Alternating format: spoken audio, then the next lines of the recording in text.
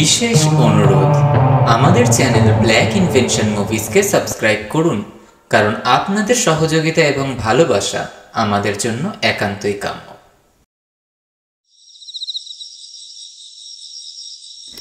প্রীতম টেবিলে থাকা একটা বই নিয়ে মোমবাতির আলোয় টেবিলে বসে বই পড়তে থাকে।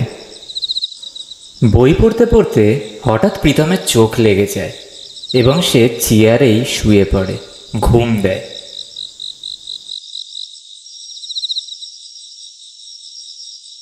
সময়টা ঠিক মাঝরাত। এমন সময় একটা দমকা হাওয়া আচমকাই ঘরের ভেতরে প্রবেশ করে। টেবিলে রাখা জিনিসপত্র মেঝেতে পড়ে যায়, আর সেই শব্দেই প্রীতমের ঘুম ভেঙে যায়। প্রীতম ঘুম চোখ নিয়ে চেয়ার থেকে উঠে তার নিচে পড়ে থাকা জিনিসপত্রগুলি তুলে টেবিলে রাখে। হঠাৎ সে ঝড়ো হাওয়া আলমারির এক পাশের দরজা খুলে দেয়। প্রীতম সেই দরজা বন্ধ করতে যাবে কি, প্রীতমের চোখ যায় আলমারির ভেতরে রাখা একটা ছোট বাক্সের দিকে। প্রীতম কৌতূহল নিয়ে সেই বাক্সটা নিজের হাতে নেয়। তখনই হঠাৎ করে ঝড়ো হাওয়া দেওয়াটা বন্ধ হয়ে যায়। প্রীতম বাক্সটা খুলতে যাবে কি,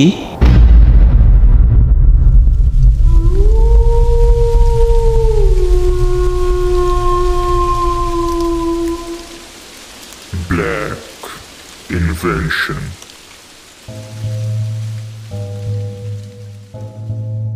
সকলকে স্বাগতম জানাই black invention movies horror audio স্টোরিতে। আজকের গল্প টিএম অরিজিনালস প্রেজেন্স সোনার বাক্স। সালটা 1989। সময় তখন অক্টোবর। শরৎকালের ঋতুতে সারা বাংলা জুড়ে মায়ের আগমন ঘটেছে। বাতাসে কদম ফুলের গন্ধে ভরে গেছে। চারিদিকে পুজো পুজো শব্দ ভেসে চলেছে। মানুষদের মনে এক আলাদাই খুশি কাজ করছে তখন। এই বাংলার বুকে উত্তর 24 পরগনা জেলায় হাসনাবাদ অঞ্চলে একটা ছোট্ট গ্রামে বাস করত প্রীতম। এমনই একদিন প্রীতম নিজের ঘরে বসে কাজ করছিল। ঠিক তখনই প্রীতমের কাছে একটি চিঠি আসে। প্রীতম খুব কৌতূহল নিয়ে চিঠি খুলে পড়তে শুরু করে। চিঠিটা তার বন্ধু অর্থাৎ অমিত তাকে পাঠিয়েছিল। অমিত তাকে চিঠির মাধ্যমে বলে আর কয়েকদিন পর তাদের বাড়িতে দুর্গাপুজো আছে, সেইখানেই প্রীতমকে আসার জন্য অনুরোধ জানায়। প্রীতম খুশিতে নিজের ব্যাগ গুছিয়ে তৈরি হয়ে যায় পরের দিন বেরোনোর জন্য। সময় হাতে নিয়ে প্রীতম বেরিয়ে পড়ে ট্রেন ধরার জন্য হাসনাবাদ স্টেশন। অমিতের বাড়ি কলকাতায় হওয়ার দরুন প্রীতম ট্রেনে করে রওনা দেয় শিয়ালদা স্টেশনে। শিয়ালদা থেকে ট্যাক্সি ধরে প্রীতম নেমে পড়ে বাগবাজার। বাগবাজারে নেমে প্রীতম রওনা দেয় অমিতের বাড়ির উদ্দেশ্যে। প্রায় কয়েক মিনিট পর প্রীতম পৌঁছে যায় অমিতের বাড়িতে। অমিত তখন বাড়ির উঠোনে কাজ করছিল। অমিত প্রীতমকে দেখতে পেয়ে এক দৌড়ে প্রীতমের কাছে গিয়ে প্রীতমকে জড়িয়ে ধরে। আর তখনই অমিত প্রীতমকে বলে ওঠে, আরে ভাই, কেমন আছিস তুই? আমি ভালো আছি, তুই কেমন আছিস বল? এই চলছে, কতদিন পর তোকে দেখছি। আগের থেকে অনেকটা পাল্টে গেছিস তুই। তোদের ভালোবাসা না পেয়ে দিন দিন শরীরটা বিগড়ে গেছে আমার। দে দে ব্যাগটা আমায় দে। আরে না না, আমি নিতে পারবো, চ চ।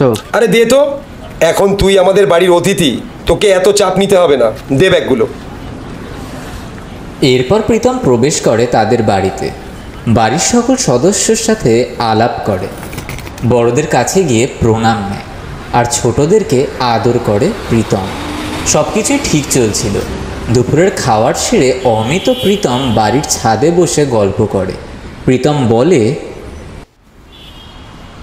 শোন প্রীতম, আমাদের এই বাড়িতে কিন্তু পুজো হবে না, পুজোটা আমাদের দ্বিতীয় বাড়িতে হবে। তোর আবার দ্বিতীয় বাড়ি হলো কবে থেকে? আমাদের দ্বিতীয় বাড়িটা বানানো হয়েছে প্রায় 10 বছর হয়ে গেল বলতে পারিস। তারপর থেকেই আমার বাবা কাকা বাড়ির ছেলেরা মিলে সিদ্ধান্ত নেয় ওই বাড়িতেই মায়ের পুজো হবে। ও বুঝলাম, তাহলে আমরা এইখানে কি করছি? চ এই বাড়িতে। যাব, বিকেল হলেই আমরা ওই বাড়িতেই যাব। আর রাতে কিন্তু বেশ কিছু অতিথি ওই বাড়িতে চলে আসবে। ও বুঝলাম। হ্যাঁ রে, তোর দিদি কেমন আছে? তোর দিদিকে তো দেখতে পারলাম না। আর বলিস না, আমার দিদি আর এই জগতে নেই রে। কি বলছিস তুই? এই তো প্রায় 10 বছর আগে মনে হয় তোর দিদি বিয়ে করেছে, তাই না? হ্যাঁ, আমার দিদির যার সাথে ভালোবেসে বিয়ে করেছিল সেই ছেলেটা দিদির ওপরে প্রতিদিন অত্যাচার করত। সেই ছেলেটা সব সময় আমার দিদিকে বাজে গালাগালি দিত আর মারধরও করতো। তারপর তারপর কি হলো? তারপর তারপর আমার দিদি বিয়ে করার 2 বছর পর গর্ভবতী হয়। জামাইবাবু দিদির ওপরে এতই হাত তুলতো যে কিনা একদিন দিদিকে ধাক্কা দিয়ে সিঁড়ি দিয়ে ফেলে দেয়, আর দিদির পেটের বাচ্চাটা মারা যায়। এত বাজে দুশ্চরিত্র ছেলের সাথে তোর দিদি বিয়ে করলো কি করে? ছেলেটা আমার দিদিকে মিথ্যে ভালোবাসার অভিনয় দেখিয়েছিল, যাতে দিদির সমস্ত গয়না সে নিতে পারে। দিদি এই জিনিসটা কখনোই বুঝতে পারেনি। আমার দিদি খুব সরল সাদাসিধা মেয়ে ছিল। তারপর তারপর কি হয়েছিল তোর দিদির বাচ্চাটা মারা যাওয়ার পর? তারপরের দিদি এই কষ্ট নিতে না পেয়ে এই বাড়িতে এসেই থাকতো। একদিন যখন সবাই রাত্রে ঘুমিয়ে পড়েছিল, তখন দিদি ছাদের ওপরে ওঠে, ছাদ থেকে ঝাঁপ মারে নিচে। তারপর থেকেই নাকি আমার সারা বাড়িতে দিদির আত্মাকে সবাই অনুভব করতে পারে। কেউ বলে নাকি আমার দিদি রাত্রে ছাদের উপরে হাঁটা চলা করছে। আরও একদিন আমার ঠাকুমা রান্নাঘরে কাজ করার সময় অনুভব করে আমার দিদি নাকি বাথরুমের ভেতরে স্নান করছে। এইরকম অনেক অলৌকিক ঘটনা ঘটে, কিন্তু আমার দিদির আত্মা কাউকে আজ পর্যন্ত ক্ষতি করেনি। কিন্তু বাপরে, খুব ভয়ঙ্কর বিষয় তো। আরে না, ভয়ের কিছুই নেই। ও আজ পর্যন্ত আমাদের কারোর কোনো ক্ষতি করেনি। ওইসব বাদ দে, এখন চল তোর ঘরটা বরং আমি তোকে দেখিয়ে দিই, যেখানে তোর জিনিসপত্রগুলো রেখে এসেছি। তুই কটা দিন আমার সাথে ওই ঘরেই থাকবি। এখন বরঞ্চ তাড়াতাড়ি চল, দেরি হয়ে গেছে অনেক। তুই এত দূর থেকে এসেছিস, একটু বিশ্রাম নিয়ে নিবি, চল। এই কথোপকথন হওয়ার পর অমিত প্রীতমকে নিয়ে যায় সেই ঘরে, যেখানে প্রীতম কিছুদিনের জন্য থাকবে। প্রীতম সেই ঘরে প্রবেশ করতেই দেখে উত্তরের দিকে মাথা করা একটা পুরনো খাট রাখা আছে। ডান দিকে অর্থাৎ পশ্চিম দিকে জানলার পাশে রাখা আছে একটা পুরনো টেবিল, যার উপরে অনেকগুলো বইপত্র রাখা আছে। আর টেবিলের পাশেই রাখা আছে একটা পুরনো কাঠের আলমারি। প্রীতম নিজের ব্যাগ নিয়ে প্রবেশ করে সেই ঘরে। জামা কাপড় ছেড়ে হাত মুখ ধুয়ে প্রীতম বিশ্রাম নেয়। সব কিছুই ঠিক চলছিল। বিকেল গড়িয়ে রাত নেমে আসে। রাত 8টার সময় প্রীতমের ঘুম ভেঙে যায়। আর তারপরেই অমিতের সাথে প্রীতম বেরিয়ে পড়ে যেই বাড়িতে পুজো হচ্ছে সেই দ্বিতীয় বাড়ির উদ্দেশ্যে। পুজোর কাজে ব্যস্ত হয়ে পড়ে অমিত এবং প্রীতম। দেখতে দেখতে রাত 1টা বেজে যায়। তারা খেয়ে নিয়ে বাড়িতে ফিরে আসে। ঠিক তখনই অমিত প্রীতমকে বলে ওঠে, রাত 1টা বাজে, চল ঘুমিয়ে পড়ি, কালকে অনেক কাজ বাকি আছে। তুই শুয়ে পড়, এখন আমি ঘুমাবো না। কেন রে, এত রাতে জেগে কি করবি? অনেকক্ষণ শুয়েছিলাম তো বিকেলে, তাই ঘুম আসছে না। ঘুম এলে শুয়ে পড়বো। তুই ঘুমা, সারাদিন এত খাটাখাটনি করেছিস। ঠিক আছে, আমি তাহলে ঘুমাতে গেলাম। এই বলে অমিত শুতে চলে যায়। সারাদিন এত পরিশ্রম করার ফলে শরীর ক্লান্ত হয়ে পড়ে অমিতের। তাই বিছানায় শুতে না শুতেই অমিত অঘোরে ঘুমিয়ে পড়ে। অপরদিকে প্রীতম টেবিলে থাকা একটা বই নিয়ে মোমবাতির আলোয় টেবিলে বসে বই পড়তে থাকে।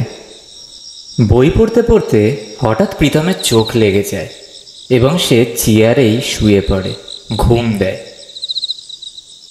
সময়টা ঠিক মাঝরাত। এমন সময় একটা দমকা হাওয়া আচমকাই ঘরের ভেতরে প্রবেশ করে। টেবিলে রাখা জিনিসপত্র মেঝেতে পড়ে যায়, আর সেই শব্দেই প্রীতমের ঘুম ভেঙে যায়। প্রীতম ঘুম চোখ নিয়ে চেয়ার থেকে উঠে তার নিচে পড়ে থাকা জিনিসপত্রগুলি তুলে টেবিলে রাখে। হঠাৎ সে ঝড়ো হাওয়া আলমারির এক পাশের দরজা খুলে দেয়। প্রীতম সেই দরজা বন্ধ করতে যাবে কি, প্রীতমের চোখ যায় আলমারির ভেতরে রাখা একটা ছোট বাক্সের দিকে। প্রীতম কৌতূহল নিয়ে সেই বাক্সটা নিজের হাতে নেয়। তখনই হঠাৎ করে ঝড়ো হাওয়া দেওয়াটা বন্ধ হয়ে যায়। প্রীতম বাক্সটা খুলতে যাবে কি, প্রীতমের শরীর ভারী হয়ে আসতে থাকে। প্রীতম বাক্সটা না খুলে নিজের কাছেই রেখে দেয় আর নিজের মতো বিছানায় শুয়ে পড়ে। সব কিছু ঠিকই চলছিল। সময়টা ঠিক ভোরবেলা। অমিত ভোরই ঘুম থেকে উঠে যায়। টেবিলের সামনে গিয়ে বইগুলো নাড়িয়ে চাড়িয়ে একবার দেখছিল সে। আচমকাই ঘুমের মধ্যে প্রীতম বলে ওঠে, আমায় আমায় ছেড়ে দাও, আমি কিছু করিনি, আমায় ছেড়ে দাও, আমি কিছু করিনি। ওই ওই এই কি হলো রে তোর? কি রে এই প্রীতম? হ্যাঁ হ্যাঁ হ্যাঁ। কি বলছিস তুই? শরীর ঠিক আছে তো রে তোর? ও এসেছিল আমাকে মারতে, ও আমাকে ছাড়বে না, মেরে ফেলবে। কি যাতা বলছিস? কে মারবে তোকে? কিছুক্ষণ পর যখন প্রীতমের জ্ঞান আসে, প্রীতম নিজেই কথাটা না বলে চেপে যায়। তারপর অমিত তাকে সুস্থ করার জন্য ডাক্তার ডাকে। ডাক্তার এসে বলে কোনো কিছু নিয়ে ভয় পেয়েছে প্রীতম, তাই ব্লাড প্রেশার বেড়ে যাওয়ার ফলে প্রীতম অসুস্থ হয়ে পড়ে। চিন্তা করবেন না, একটু বিশ্রাম নিলেই সুস্থ হয়ে যাবে। এই বলে ডাক্তার কিছু ওষুধপত্র দিয়ে চলে যায়। ডাক্তার চলে যাওয়ার পর বেলা 12:30টার সময় বাড়ির সবাই পুজোর কাজের জন্য তাদের দ্বিতীয় বাড়ির উদ্দেশ্যে চলে যায়। অমিতও সেইখানে কাজে যাওয়ার জন্য তৈরি হচ্ছিল। ঠিক তখনই অমিত প্রীতমকে বলে ওঠে, এই প্রীতম, তুই এক কাজ কর, তুই থাক বাড়িতে, একটু বিশ্রাম নে, আমি বরং যাই, কেমন? অপরদিকে প্রীতম গভীর চিন্তার মধ্যে ঢুকে আছে। প্রীতম মনে মনে ভাবছিল যে স্বপ্নের মধ্যে যে মহিলাটাকে দেখেছে, সেই মহিলাটা কেন প্রীতমকে মারতে এসেছিল, কে সেই মহিলাটি, আর বাক্সের মধ্যে এমন আছেটা কি যার জন্য প্রীতমকে এত বিপদের সম্মুখীন হতে হচ্ছে। ঠিক সেই মুহূর্তেই অমিত প্রীতমের কাঁধে হাত রেখে বলে ওঠে, হ্যাঁ প্রীতম, প্রীতম, আরে কি চিন্তা ভাবনা করছিস? কই কিছু না তো। শোন, আমি আসছি, তুই বরং সাবধানে থাকিস। হ্যাঁ হ্যাঁ, তুই যা। এই বলে বেরিয়ে পড়ে অমিত। গোটা বাড়ি জুড়ে তখন প্রীতম কিন্তু একলা। অমিত বেরিয়ে যাওয়ার পর প্রীতম ঘরের দরজা জানলা দিয়ে দেয়। তারপর সেই বাক্সটা বের করে বিছানার উপর রাখে। অনেক কৌতূহল এবং মনে ভয় নিয়ে বাক্সটা খোলে প্রীতম। বাক্সর ভেতর থেকে একটা সোনার মঙ্গলসূত্র, একজোড়া সোনার কানের দুল আর কিছু সোনার মুদ্রা পায়। আর বাক্সর ভেতর থেকে একটা চিঠিও পায় প্রীতম। সেই চিঠিটা খুলতে যাবে কি,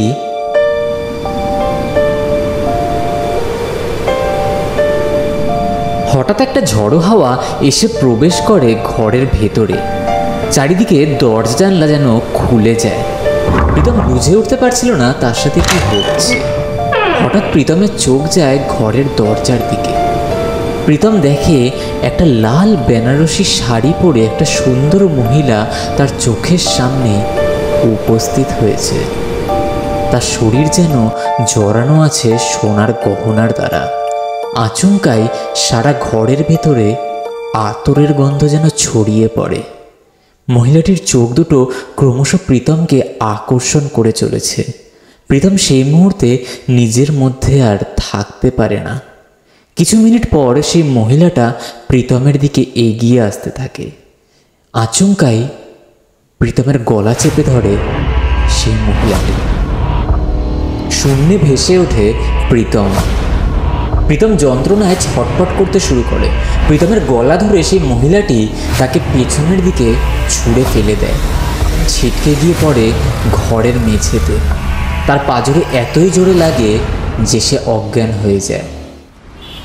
প্রীতম, হ্যাঁ প্রীতম, আরে তুই মাটিতে শুয়ে আছিস কেন? কি রে? কিছুক্ষণ পর অমিত এসে প্রীতমের চোখে মুখে জল দেয়। প্রীতমের জ্ঞান আসে। প্রীতম সব কিছু চাপা দিয়ে দেয়, কোনো কিছুই জানায় না অমিতকে। কিন্তু অমিত মনে মনে বুঝতে পারে যে প্রীতমের সাথে কি ঘটেছিল। কিছুক্ষণ পর প্রীতম সবটা খুলে বলে অমিতকে। অমিত তখন প্রীতমকে বলে, ভাই, তুই যে মহিলাটার কথা বলছিস সেটা হলো আমার দিদি। কি বলছিস তুই? হ্যাঁ, ঠিকই বলছি। তুই দিদির অনুমতি ছাড়া তার সোনার বাক্সতে হাত দিয়েছিস বলেই সে তোকে মারতে এসেছিল। এবার কি করব আমি? কোনো উপায় থাকলে বল আমায়। একটা উপায় আছে, কিন্তু তার জন্য আমার দিদার সাহায্য লাগবে। দেখ না ভাই, একটু তোর দিদাকে বলে দেখ না, আমি আর পাচ্ছি না ভাই এই যন্ত্রণা নিতে। তারপর অমিত প্রীতমকে নিয়ে যায় তার দিদার কাছে। দিদা প্রীতমের গলায় আঙ্গুলের ছাপ দেখেই বুঝতে পেরে যায় যে প্রীতম কি বিপদের মধ্যে আছে। অমিতের দিদা প্রীতমকে বলে কালকে সন্ধ্যার সময় প্রীতমকে সেই সোনার বাক্স নিয়ে কালীঘাটে যেতে হবে। সেখানে একটা তান্ত্রিক বাবা তাকে সাহায্য করতে পারবে, এছাড়া আর কোনো উপায় নেই। এই শুনে তারা অপেক্ষা করে কালকের জন্য। কিন্তু রাত্রিবেলায় অমিতের দিদির অসুচি আত্মা আবার ফিরে আসে প্রীতমের কাছে। প্রীতম রাত্রের খাবার পর্ব শেষ করে অমিতের সাথে ঘরে চলে যায়। ঘরে এসে যে যার মতো বিশ্রামের জন্য বিছানায় উঠে পড়ে। ঠিক মাঝরাতে প্রীতমের খুব জোরে বাথরুম পায়। প্রীতম একলা যাওয়ার সাহস হয়ে উঠছিল না, তাই সে অমিতকে ডাকতে থাকে। অমিত, এ অমিত, অমিত, কিরে? দূর, ঘুমোতে দে, জ্বালাস না। প্রীতমের ডাকার পরেও অমিত ঘুম থেকে কিন্তু ওঠে না। তাই প্রীতম সিদ্ধান্ত নেয় সে একলাই বাথরুম করতে যাবে। প্রীতম বিছানা থেকে নেমে বাথরুম করার জন্য এগোতে থাকে। বাড়ির বাথরুম নিচে হওয়ার দরুন প্রীতম সিঁড়ি ধরে নিচে নামে। প্রীতম যখন বাথরুম করে সেই সময় সে অনুভব করে কেউ যেন তাকে লক্ষ্য করছে। প্রীতম যখন বাড়ির উঠোনের উপর দাঁড়িয়েছিল তখন প্রীতমের চোখ বাড়ির ছাদের দিকে যায়। প্রীতম স্পষ্ট দেখতে পারে সে সুন্দর মহিলাটা ছাদের পাঁচিলের উপরে দাঁড়িয়ে রয়েছে আর প্রীতমের দিকে এক দৃষ্টিতেই তাকিয়ে রয়েছে। প্রীতম ভয়ে সেখানে দাঁড়িয়ে পড়ে। প্রীতম সেখান থেকে পালানোর চেষ্টা করে, কিন্তু প্রীতমকে এক অলৌকিক শক্তি সেইখানে দাঁড় করিয়ে রেখে দেয়। সারা শরীর প্রীতমের অবশ হয়ে যায়। শীতকাল না থাকলেও তার হাত পা কেমন যেন বরফের মতো জমে যায়। প্রায় কিছু সময় ধরে প্রীতম সেইখানেই দাঁড়িয়ে থাকে। হঠাৎ তার শরীরে বল আসলে প্রীতম দৌড়াতে শুরু করে। সিঁড়ি বেয়ে একতলায় উঠতে যাবে কি আচমকাই সেই মহিলার পায়ের নূপুরের শব্দ শুনতে পারে প্রীতম। প্রীতম নিজের প্রাণ বাঁচানোর জন্য নূপুরের শব্দটা ইচ্ছাকৃতভাবে অগ্রাহ্য করে। দৌড়ে উপরে অমিতের কাছে যাওয়ার জন্য প্রস্তুতি নেয় সে। আচমকাই সিঁড়ি দিয়ে উঠতে উঠতেই প্রীতমের পা ফসকে সে যেন সিঁড়ি থেকে নিচে পড়ে যায়। প্রীতমের মাথাটা গিয়ে লাগে দেওয়ালের এক কোণে। প্রীতম নিজের জ্ঞান হারায় সেই স্থানে।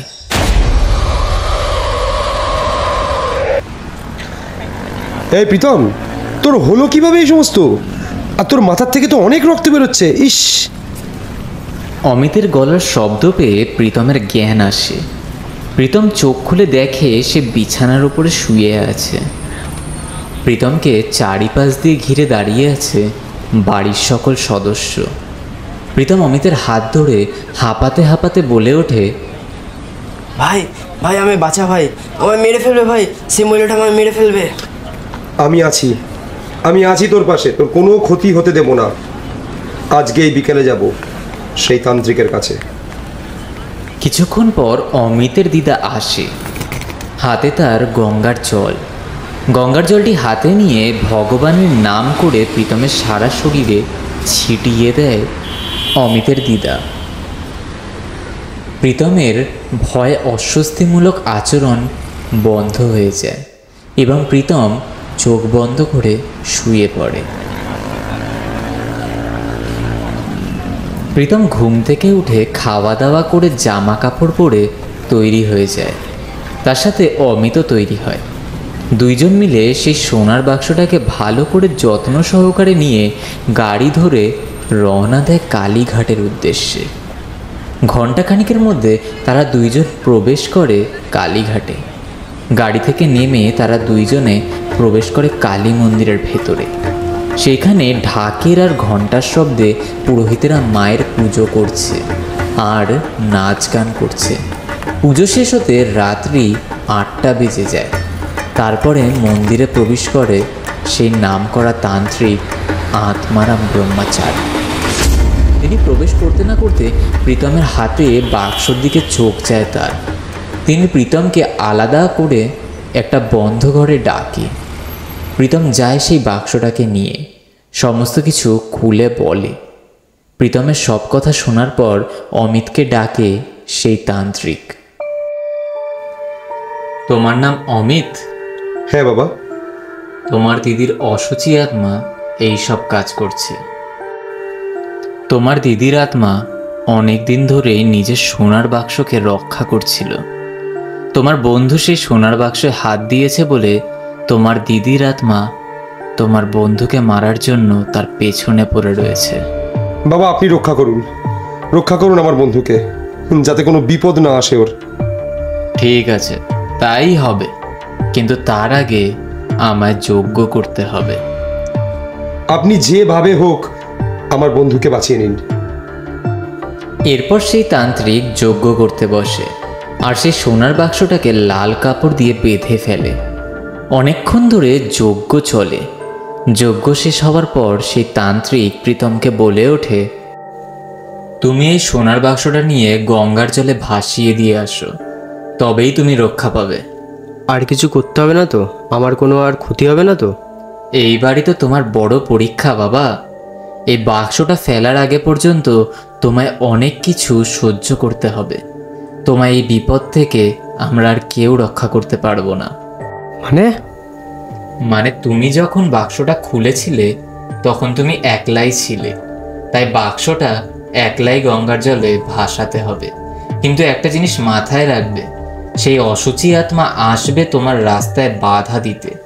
তুমি খালি সেইখানে ঈশ্বরের নাম নিয়ে এগিয়ে যাবে। এরপর প্রীতম সেই তান্ত্রিকের কথা মতন হাতে সোনার বাক্সটি নিয়ে এগিয়ে যায় গঙ্গার ঘাটের দিকে। সময় তখন রাত্রি 11টা। ঘাটের মধ্যে কোনো মানুষ তো দূরের কথা, একটা পশু পাখিও নেই। শান্ত আকাশ হঠাৎ ভয়াবহ রূপ ধারণ করে। মেঘের ভয়ানক গর্জন বেজে ওঠে আকাশে। কিছুক্ষণের জন্য প্রীতমের সারা শরীর কেঁপে ওঠে। প্রীতমের মুখে ঈশ্বরের নাম জপ হয়েই চলেছে এবং সে এগিয়ে যায় সামনের দিকে। হে ঈশ্বর আমায় রক্ষা করো, হে ঈশ্বর আমায় রক্ষা করো, হে ঈশ্বর আমায় রক্ষা করো, হে ঈশ্বর আমায় রক্ষা করো, হে ঈশ্বর আমায় রক্ষা করো, হে ঈশ্বর আমায় রক্ষা করো। ঘাটের কাটা সিঁড়ি ধরে প্রীতম নিচে নামার সময় লক্ষ্য করে তার পেছনের দিকে কেউ যেন দাঁড়িয়ে আছে। প্রীতম ঈশ্বরের নাম নিয়ে সামনের দিকে এগিয়ে যেতে থাকে।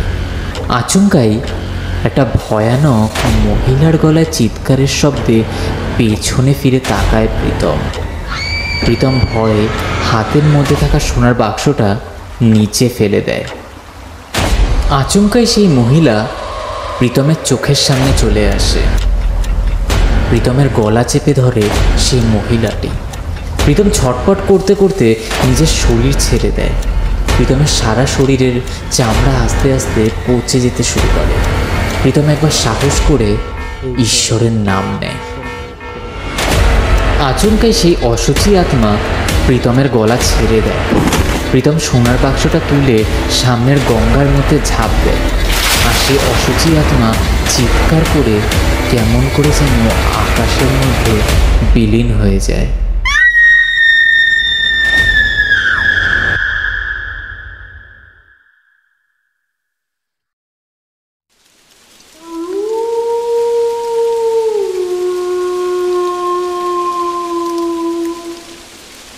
Black Invention.